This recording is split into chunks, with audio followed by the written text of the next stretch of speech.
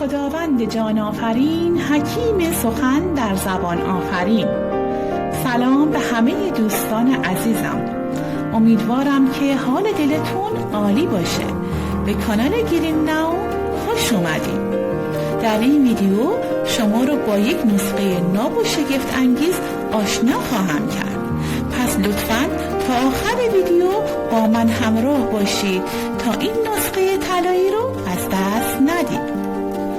تقریباً همه ما کم و بیش مطالبی رو به تنهایی در مورد فواید سیاهدانه و عسل و زعفران شنیدیم، ولی شاید تا کنون در مورد ترکیب این سه گیاه جادویی کمتر شنیده باشیم. ابتدا مروری کوتاه می‌کنم در مورد فواید سیاهدانه و عسل و زعفران و اینکه اگر این سه گیاه رو با هم ترکیب کنیم یک معجون فوق‌العاده اثرگذاری رو خواهیم داشت. این نسخه درمان هر دردی به جز مرگ است. خواص سیاهدانه و عسل و زعفران به قدری فراوان هستند که از درد ناخن پا تا درد نوک موی سر را میتوان با آن درمان کرد، البته با یک چاشنی فوق‌العاده معنوی به نام سوره هم. شاید براتون سوال باشه که چرا سوره هم؟ عزیزان، باور کنید که هیچ نسخه فوری تر و قوی تر از سوره هم وجود نداره. سوره هم حاجت رو سریع برآورده میکنه، هم مشکلات رو برطرف میکنه، هم بیماری ها و امراض روحی و جسمی رو شفا میده.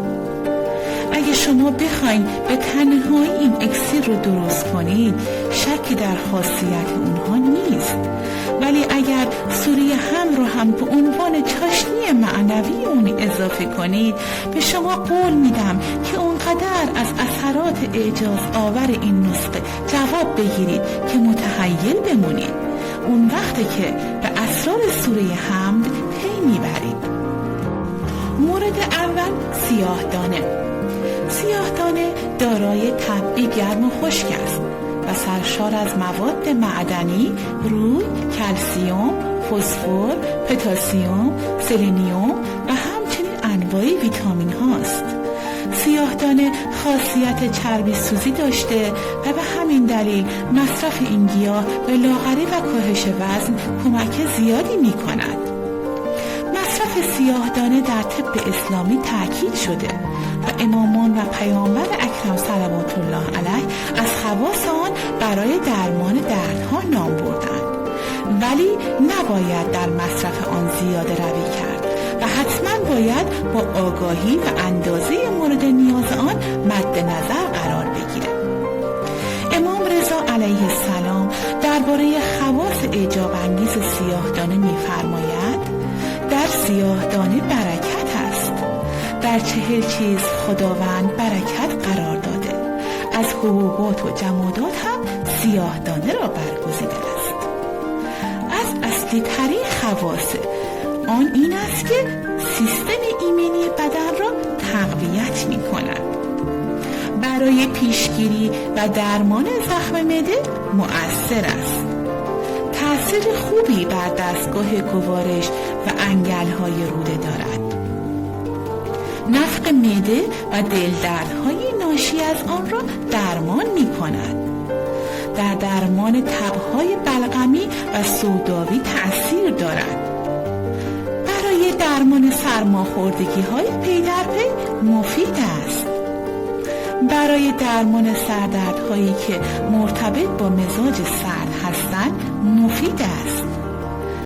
ادرارآور است و برای مردان مبتلا به پروستات مفید است. همچنین عفونت‌های ادراری را درمان می‌کند.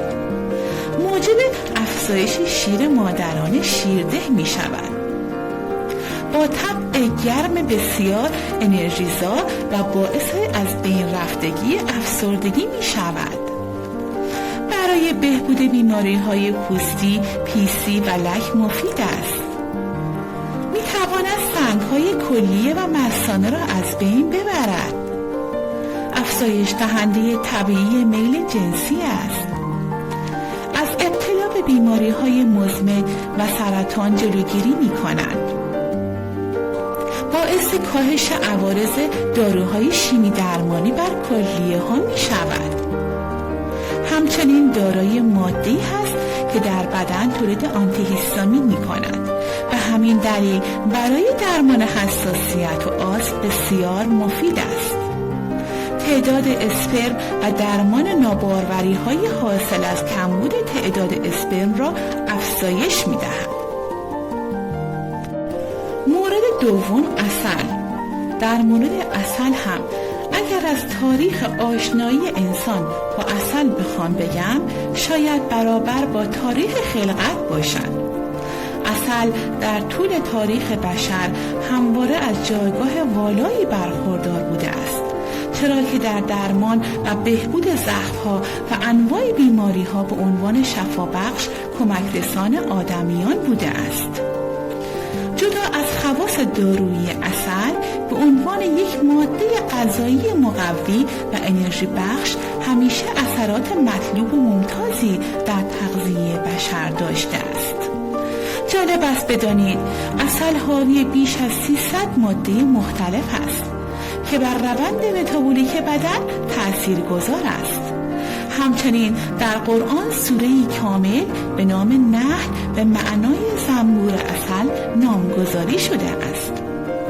کلمه نحل 2 مرتبه و در آیات 68 و 69 این سوره ذکر شده و در این آیات به خلقت زنبور و خاصیت شفابخشی عسل اشاره شده است و در انتها از اهمیت تفکر در زندگی زنبور عسل و دریافت نشانه‌های الهی یاد شده است. و اما مورد سوم گیاه زعفران است که به طلای قرمز هم معروف است. این ادویه منبعی عالی از مواد معدنی مانند مس، پتاسیم، کلسیم، منگنز، آهن، سلنیوم، روی و منیزیم محسوب میشه. پتاسیم یک عنصر مهم در سلول‌ها و مایعات بدن است که در کنترل ضربان قلب و فشار خون مؤثر است.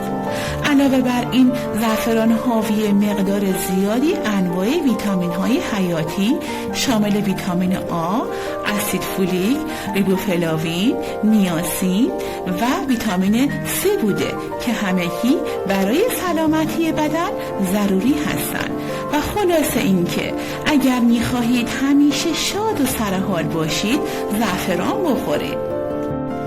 حالا رسیدیم به قسمت مهم و جذاب ویدیو که چطور میتونیم از این معجون از تمام بیماری ها از نوک انگشت پا تا نوک موی سر استفاده کرد. اول اینکه مصرف این نسخه را حداقل تا 40 روز منظم انجام بدید. بعد از اون اگر هر شب برای شما سخته هفته‌ای حداقل 2 یا 3 شب مصرف داشته باشید. و برای اون دسته از عزیزانی که میخوان تا آخر عمرشون به هیچ بیماری، سرطان، سرماخوردگی، کمخونی، فلج، MS، آلزایمر و غیره دچار نشن، حتی وزن بدنشون برای همیشه متعادل باشه، حتما از این نسخه استفاده کنن تا دیگر مسیرتون هیچ وقت به بیمارستان نیفته. طریقه درست کردن این نسخه: به نسبت 1:3 1 واحد سیاه دانه که باید به صورت پودر شده باشه و 3 واحد عسل. تاکید میکنم که حتما از عسل کاملا طبیعی یا جنگلی و بهداشتی استفاده کنید. 1 گرم زعفران اعلی و خشک و تمیز را خوب بسایید.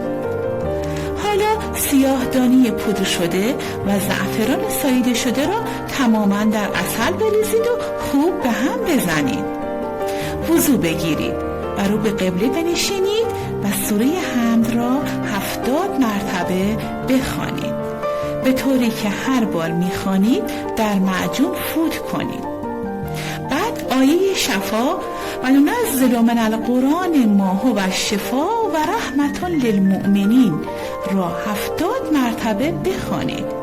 این را هم به طوری که هر بار میخوانید در معجون فوت کنید و همچنین آیت الکرسی را 7 مرتبه بخوانید و به معجون فوت کنید. و اما نکته آخر، طریقه مصرف اون اینه که هر شب قبل از خواب و قبل از استفاده از معجون ابتدا یک استکان یا یک لیوان آب ولرم و کمی گرم بنوشید و بعد از چند دقیقه یک قاشق غذاخوری از این معجون را میل کنید و بدون اینکه چیز دیگری میل کنید بخوابید.